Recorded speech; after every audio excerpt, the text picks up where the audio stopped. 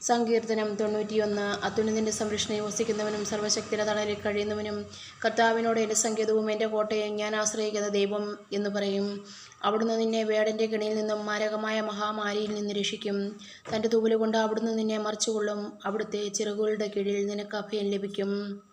അവിടുത്തെ വിശ്വസ്തത നിനക്ക് കവചവും പരിചയമായിരിക്കും. രാത്രിയിലെ ഭീകരതയെയും പകൽ പറക്കുന്ന അസ്ത്രത്തെയും നീ ഭയപ്പെടേണ്ട.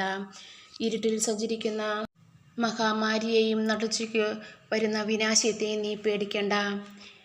നിന്റെ പാർശ്വങ്ങളിൽ 1000 മരിച്ചു വീണേക്കാം, നിന്റെ വലതുവശത്ത് 10,000. എങ്കിലും നിനക്ക് ഒരനർത്ഥവും സംഭവിക്കുകയില്ല. ദുഷ്ടരുടെ പ്രതിഫലം നിന്റെ കണ്ണുകൾ കൊണ്ട് തന്നെ നീ കാണും. നീ കർത്താവിൽ ആശ്രയിച്ചു, അത്യുന്നതനിൽ വാസമർപ്പിച്ചു. നിനക്കൊരു തിന്മയും സംഭവിക്കുകയില്ല, ഒരനർത്ഥവും നിന്റെ കൂടാരത്തെ സമീപിക്കുകയില്ല. നിന്റെ വഴികളിൽ നിന്നെ കാത്തു പരിപാലിക്കുവാൻ അവിടുന്ന് നിന്റെ ദൂതന്മാരോട് കൽപ്പിക്കും. നിന്റെ പാദം കല്ലിൽ തട്ടാതിരിക്കാൻ അവർ നിന്നെ കൈകളിൽ വഹിച്ചുകൊള്ളും.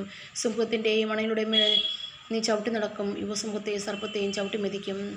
അവൻ സ്നേഹത്തിൽ നിന്നോട് ഒട്ടുനിൽക്കുന്നതിനാൽ അവനെ രക്ഷിക്കും. അവൻ എൻ്റെ നാമം അറിയുന്നതുകൊണ്ട് ഞാൻ അവനെ സംരക്ഷിക്കും. അവൻ എന്നെ വിളിച്ചപേക്ഷിക്കുമ്പോൾ ഞാൻ ഉത്തരമരുളും. അവൻ്റെ കഷ്ടതയിൽ ഞാൻ അവനോട് ചേർന്ന് നിൽക്കും. ഞാൻ അവനെ മോചിപ്പിക്കുകയും മഹത്വപ്പെടുത്തുകയും ചെയ്യും. ദീർഘായുസ്സ് നൽകി ഞാൻ അവനെ സംതൃപ്തനാക്കും. എൻ്റെ രക്ഷ ഞാൻ അവന് കാണിച്ചു കൊടുക്കും.